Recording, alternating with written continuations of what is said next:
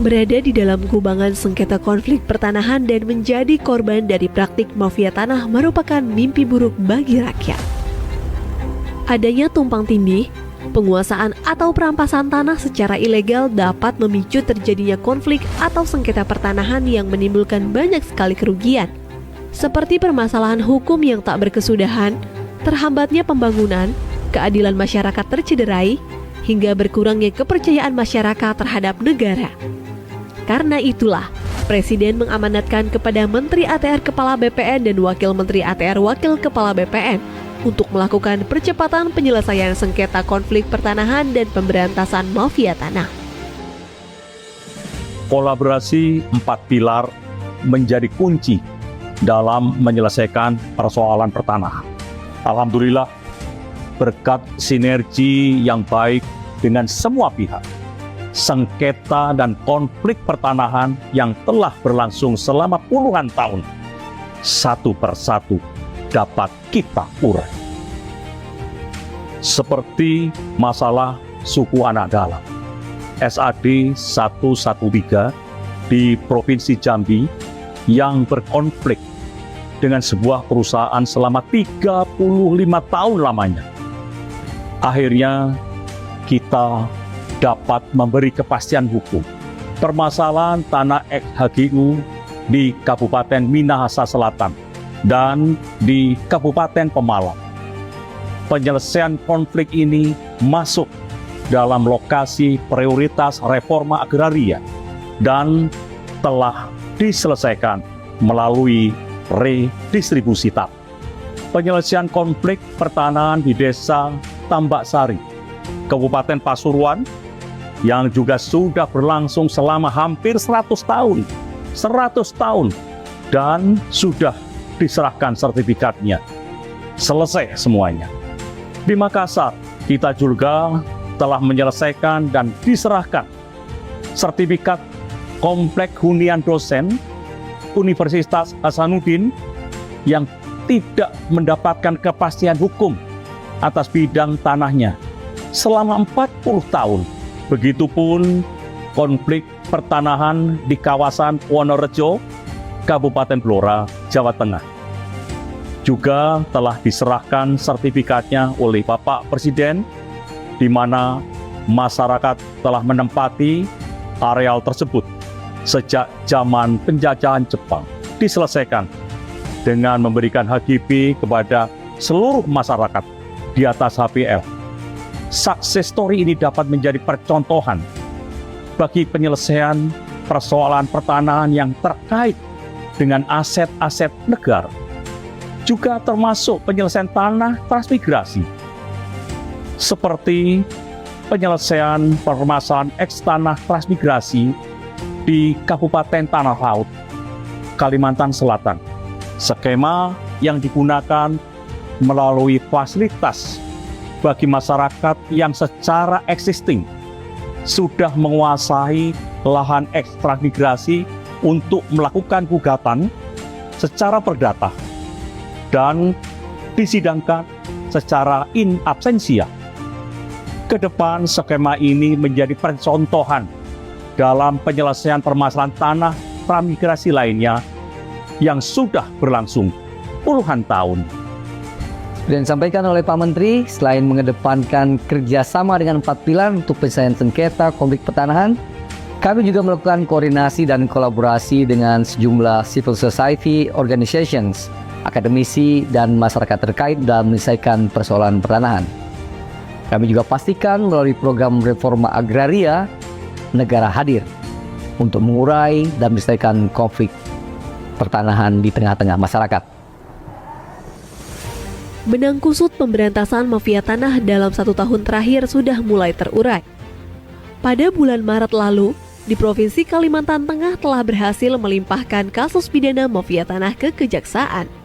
Tentu kasus Kalimantan Tengah bukan satu-satunya, tetapi kasus lain di 39 tempat juga telah dilimpahkan ke Kejaksaan, seperti di DKI Jakarta, Jawa Timur, Sulawesi Selatan, Banten, serta provinsi yang lain.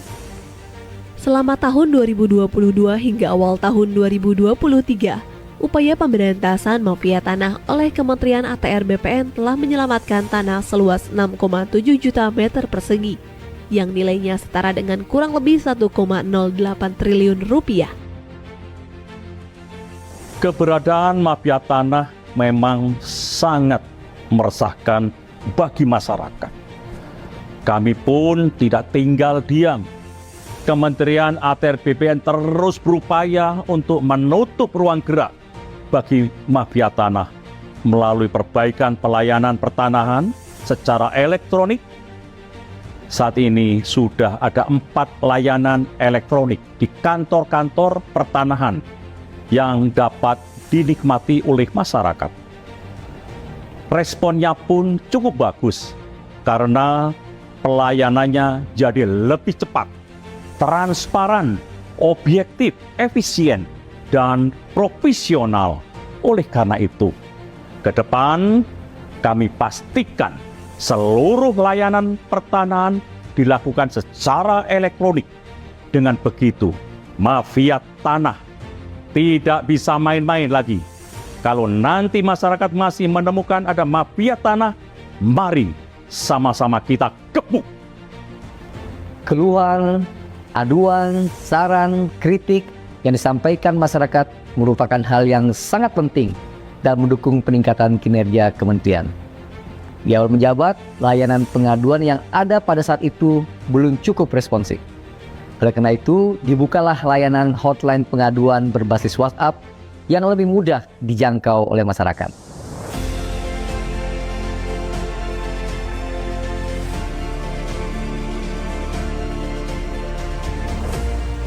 Sejak diluncurkan pada Juli 2022 hingga Juni 2023, terbukti hotline pengaduan ini telah menyelesaikan 98,9% dari total 74.564 pengaduan. Saat ini, hotline pengaduan telah terintegrasi dengan 33 kantor wilayah BPN di seluruh Indonesia. Kedepannya, layanan ini akan terintegrasi dengan kantor pertanahan di seluruh Indonesia pada tahun 2024. Kementerian ATR BPN juga telah menerima pengaduan kasus pertanahan baik sengketa, konflik, dan perkara yang diadukan oleh berbagai elemen, baik masyarakat, kelompok masyarakat, badan hukum, instansi pemerintah, pemerintah daerah, dan BUMN BUMD, baik terhadap objek yang berbeda maupun objek yang sama. Kami pun terus berupaya melakukan penyelesaian kasus pertanahan, mulai dari mediasi, administrasi, hingga melalui skema pengadilan untuk mendapat win-win solution antar berbagai pihak.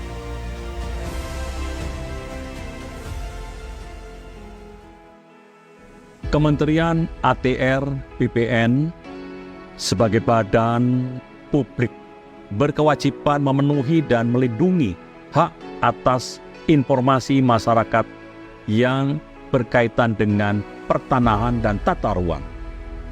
Memiliki komitmen untuk memberikan informasi yang transparan, tepat, akurat, cepat, dan mudah diakses oleh masyarakat, serta sejalan dengan nilai-nilai Kementerian ATR BPN, yaitu melayani, profesional, dan terpercaya.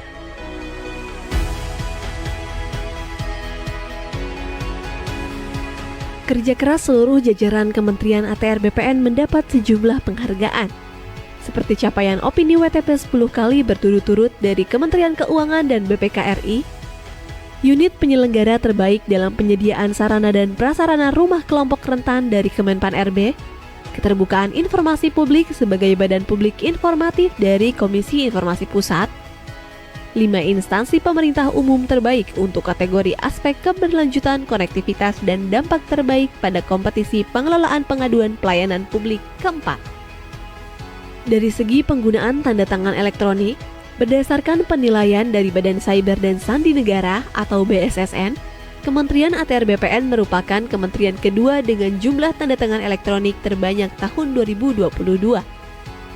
Tanda tangan elektronik bukan hanya memudahkan dan mendukung efisiensi, tapi juga menghadirkan kepastian hukum yang setara dengan tanda tangan basah.